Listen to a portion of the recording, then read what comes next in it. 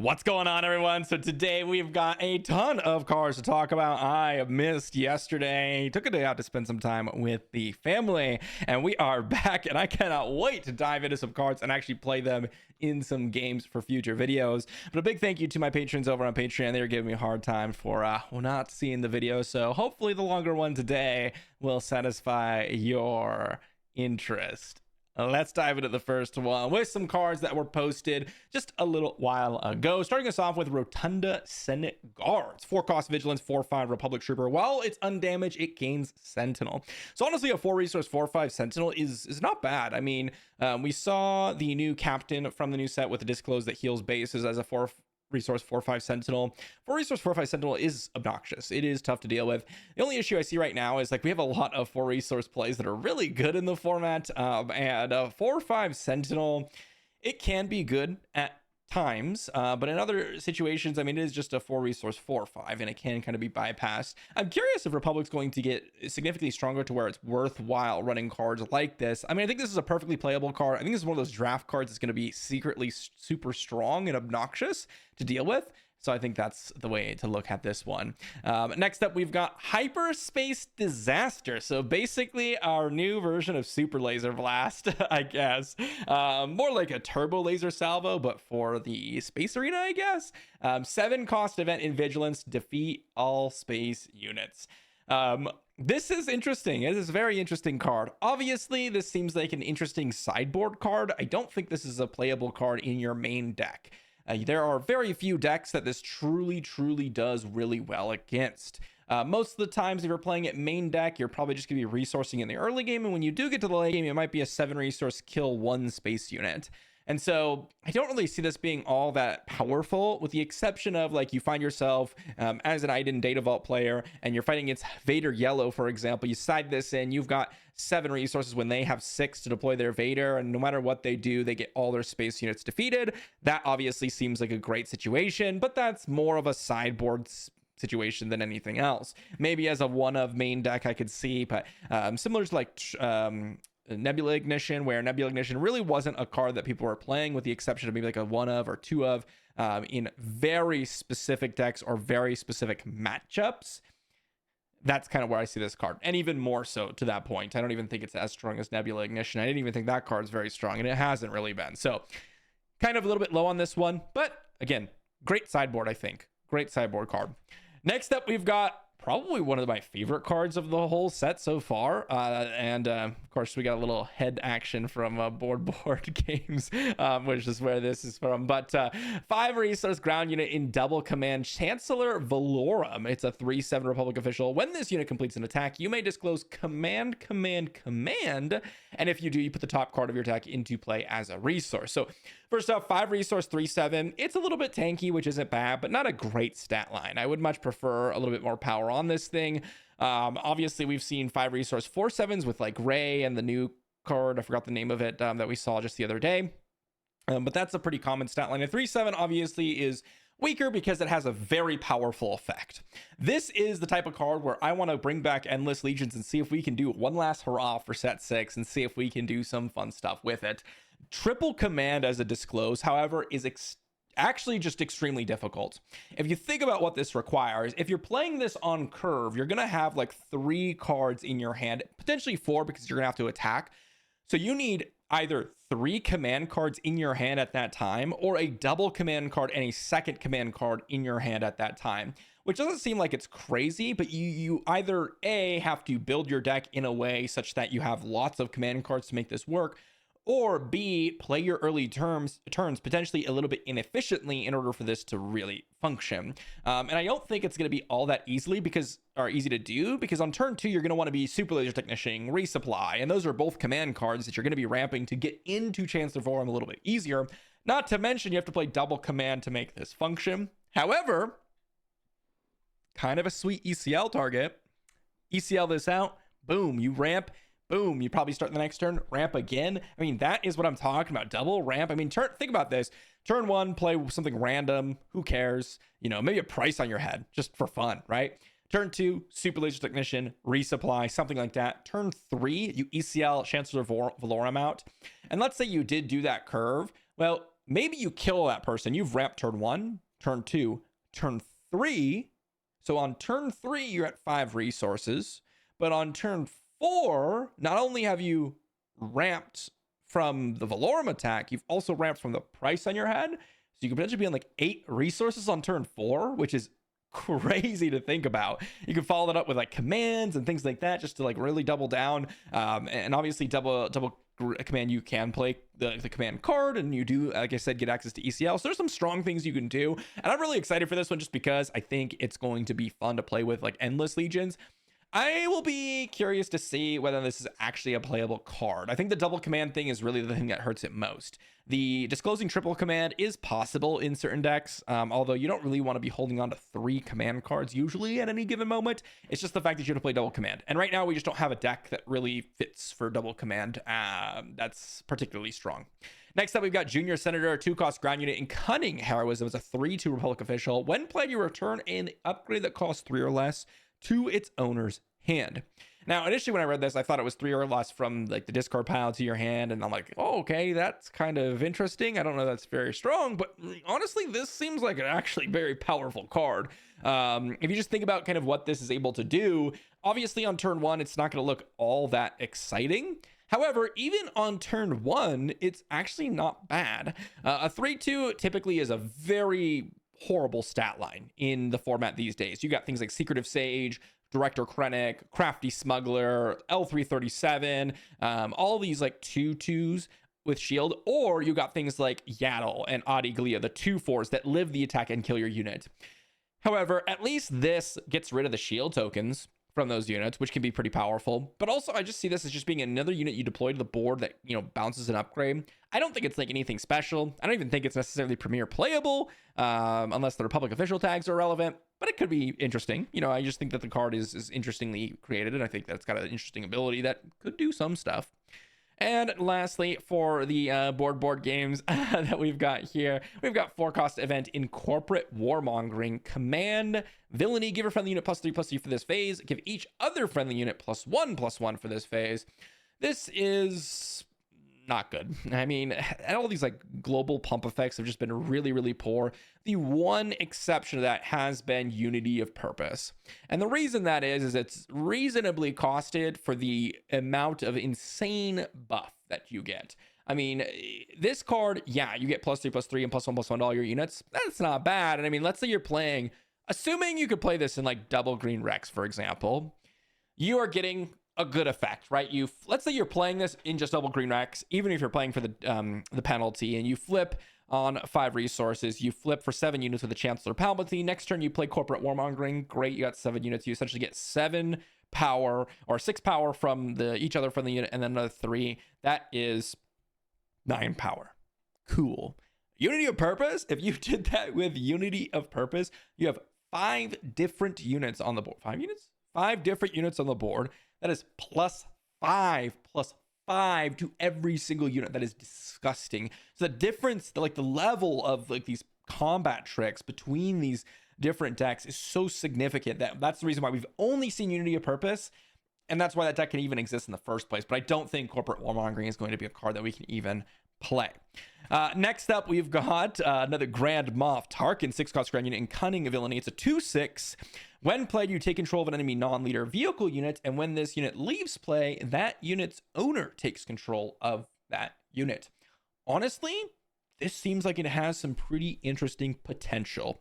Obviously, the first thing I think about for Grand Moff Tarkin is like a Palpatine deck where you can steal it and then sack it to, you know, just defeat it permanently. But also just in general, I mean, if you are yoinking their best unit, it is going to be kind of tough for this thing to you know, get killed, because 6 toughness is enough for typically to keep itself alive, and it also, you know, avoids Fell the Dragon and Takedown, which is a nice stat line to be at. So you get this 2/6 body that steals your opponent's unit, and if you have the initiative, it steals a readied unit. I mean, if you just think about it, like let's say you just curve this out and your opponent's like playing Poe Dameron on 5 resources, boom, you just stole a readied up Poe Dameron, and I mean, suddenly you're going to town. And the important part about it is you have that unit until Tarkin leaves. So unless they immediately kill Tarkin and immediately kill it, there's a very good chance you attack with that unit into one of their units. You've used all your resources. You just claim initiative, and then you just see what happens next turn. Now, that is the leader deploy turn typically at the latest, but there are a lot of ways you can kind of swing that into your favor. I think this card looks a little bit interesting, and I'm excited for it. I don't think it's like particularly disgusting, but I do think it's got some potential. Next up, we've got Screeching Tie Fighter. Very simple one here. 1 cost space unit in Cunning Harrow Villainy. 2/1 on attack. You choose a ground unit. If you do, it loses keywords for this phase. Pretty decent, honestly. Maybe a Vader yellow place where, you get to remove the restore 1s, the restore 2s, or whatever else your opponents are playing. That's kind of where my thought immediately goes, is Screeching Tie Fighter looks good in Vader yellow, just because there are times where those keywords, especially the restorers, can do some obnoxious work. Unfortunately, it doesn't remove like traits. I think that would have been really cool, where you can remove like the force trait or whatnot, as well as keywords. But I mean, what are you expecting from a 1 resource space unit, right? It's a 2/1. I think it could be played in like Vader yellow. It's got some relevancy in terms of some keywords are kind of obnoxious, but outside of that, I don't think it's particularly strong. Next up, we've got Catch Unawares, 2 cost ground, 2 cost event in Cunning. Attack with a unit, the defender gets -4/-0 for this attack.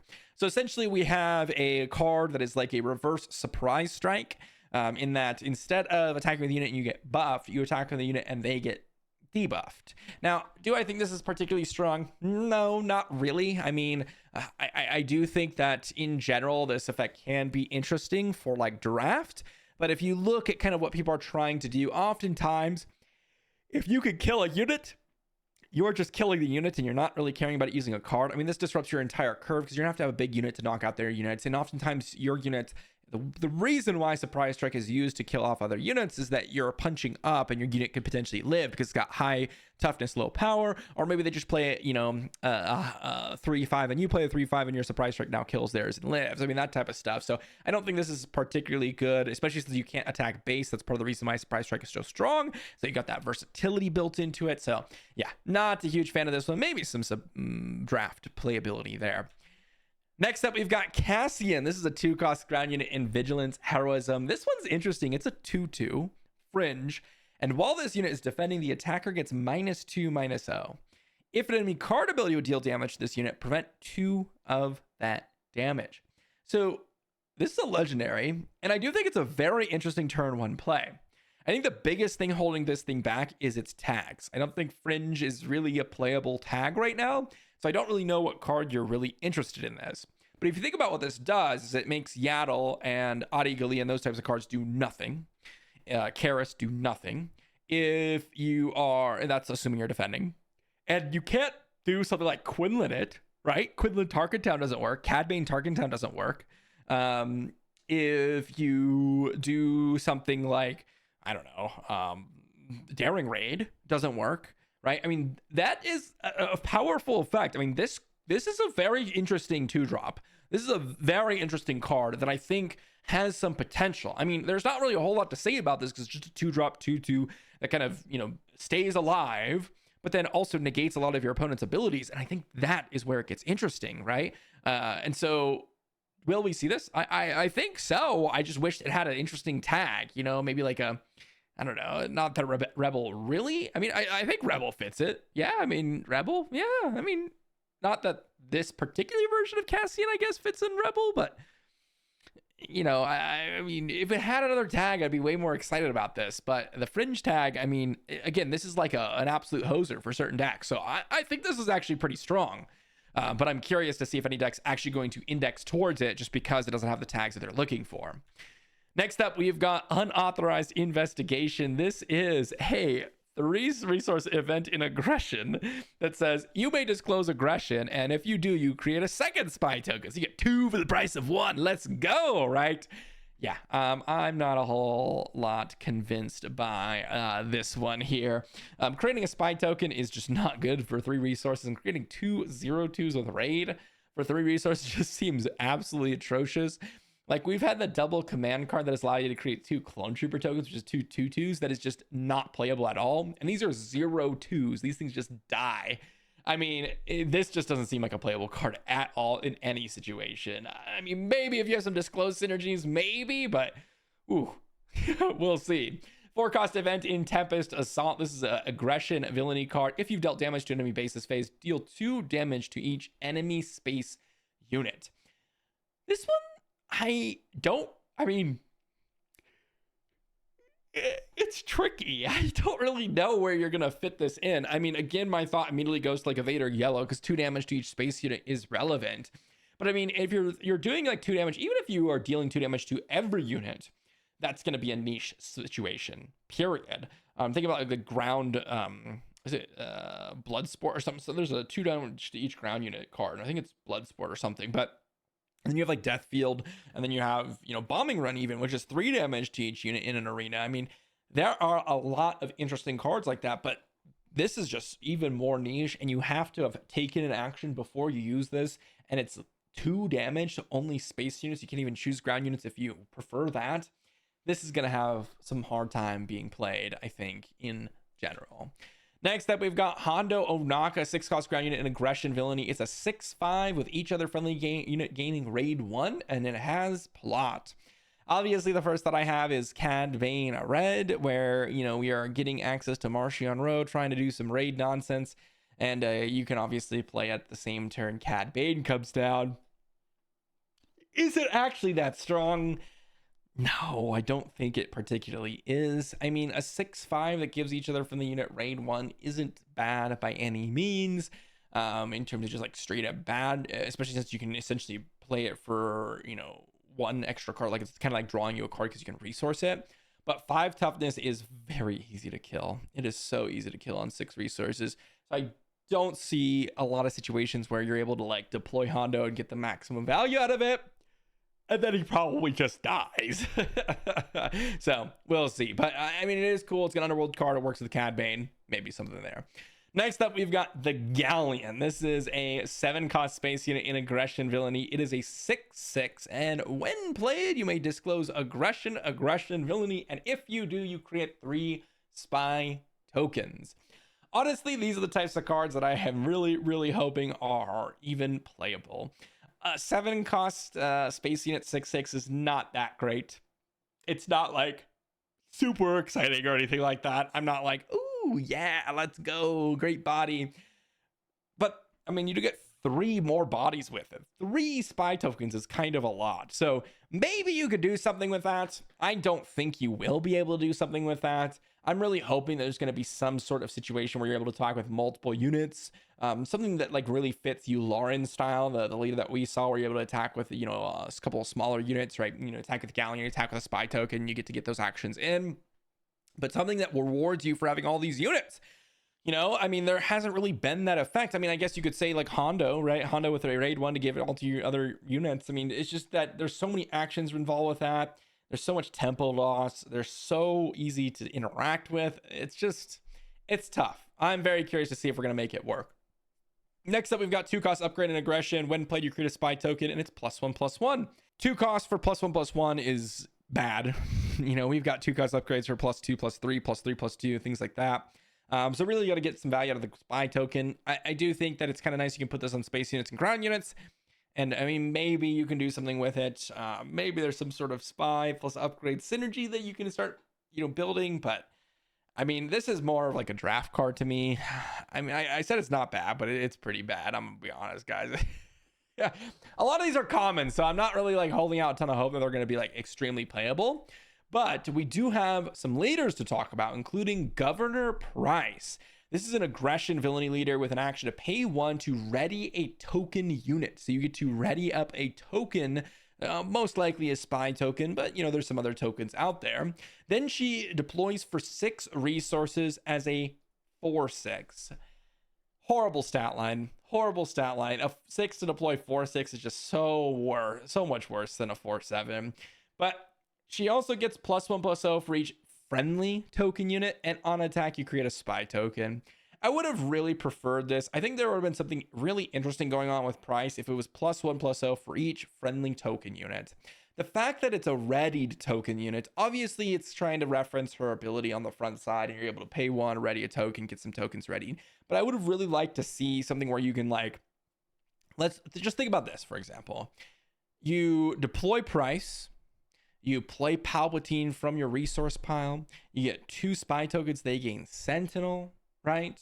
Maybe you play something else with plot, like a upgrade to put on Pryce. You attack. You get to create a unreadied spy token. She suddenly has 7 power. Like, that's cool. The current iteration, you've got to have tokens on the battlefield that are already ready. Though she plays as 4/6, yeah, she attacks and creates a spy token, but she's still a 4/6. Less excited about that. I really, really wish that this was non-readied friendly units. I do think the 1 resource action is relatively weak. I mean, again, the only tokens that we've really seen are, you know, the TIE fighters, the X-Wings, the clone troopers, the battle droids, the spies, and all of those are not exactly very scary attackers. If we had bigger tokens, then maybe we've got something going, but for right now, I think Pryce is going to be sitting kind of in the mediocre spot for me. Next up, we've got, well, one card that my patrons were going crazy over. We got 7 cost ground unit Grand Admiral Thrawn. It's a cunning villainy 8/7. When played, an opponent may choose a non-leader unit they control. If they do, this unit captures that unit. If they don't, you get to ready Thrawn. And then when he's defeated, you get to capture an enemy unit, enemy non-leader unit, under one of your friendly units. So basically, comes down, your opponent chooses a unit, it gets captured to Thrawn, and then when it leaves, yes, they get the unit back, but then they have to, you know, basically, or they lose another one of their units for a time in the battle. First off, the fact that your opponent gets to choose is always a downside for these cards every single time. So that's something to consider. However, capturing a non-leader unit is a powerful effect. And the fact that they get punished so severely with an 8/7 immediately readied up is kind of scary. Because one of the things you need to think about with this card is it's actually really good against like control matches, right? Because if you play this and they got no units on the board, an opponent can't control a non-leader unit they control. So if they don't ready a unit, it readies up Thrawn. So that's the coolest thing about this card for me. It's not actually being able to capture units. It's about that readied up portion. Because capturing is relatively weak, right? I mean, this thing dies to everything. As soon as it dies, yes, you get to have the unit back, but now, or then yes, they get to capture a unit, but now they just kill that other unit, they get their unit back. I mean, it is disruptive, don't get me wrong. It's not bad by any means. I just think the readied portion is the most exciting about it. I can definitely see this being played. I just don't know where it really fits, because I still think like cards like Cad Bane, for example, are still generally stronger than Thrawn. But I think in certain situations, Thrawn can just absolutely decimate someone. So I am very curious as to where people will be fitting Thrawn in. Next up, we've got Enforcer Squadron. This is a 4-cost space unit in aggression villainy. It's a 5/3 with hidden. So very aggressive stat line and with hidden. Honestly, doesn't seem all that bad to me. This definitely feels more like a draft card to me as well. I don't think there's going to be a lot of decks that are scrambling for a 5/3/4 to deploy space unit that's going to do kind of, you know, a little bit of damage and then die probably. But it's a totally reasonable draft card. Totally reasonable draft card. Next up, we've got Arrest. It's a 2-cost event in Cunning Villainy. Your base captures an enemy non-leader unit at the start of the regroup phase. Its owner rescues it. So basically, this is sort of like it's just a 1-turn, you know, like no good to me dead is how you can think about it. I don't think this is good at all. I mean, I don't know what you're doing with it. You're just capturing a unit for 1 turn. You are basically just exhausting the unit. That is basically your entire goal for this card.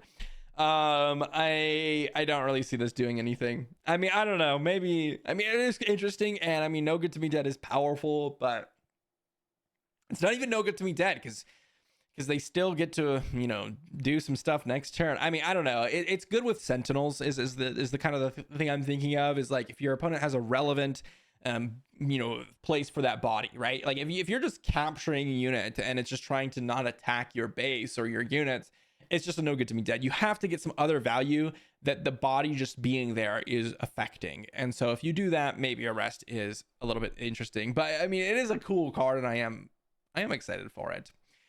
But that is it in terms of, I think, right? I think there was one other card that I had to go find. Let me go find that, because I think there was one other leader that I wanted to talk about, but it was way down here. Here we are.